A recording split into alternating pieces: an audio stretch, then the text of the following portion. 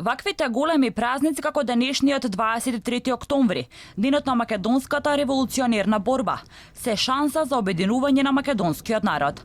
Вели историчарот Тодор Чепреганов, кој посочува дека Македонија не ги чествува достоинствено македонските историски фигури и значајни датуми.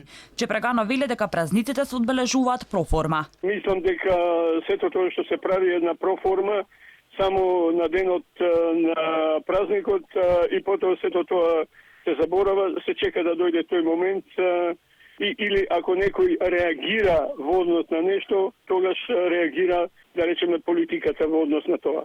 Дел од историчарите се загрижени дека политиката ја поклопува историјата. Стравуваат дека не остана многу од неа.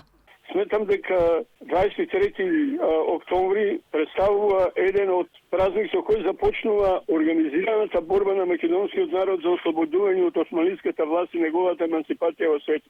23 октомври е врзно ткиво на Илинден, народно-ослободителната борба и македонската независност 1991 година. Познавачите на политиката, но и историјата, велат дека овој ден е многу важен, особено земајќи ги предвид условите од Бугарија за менување на историјата.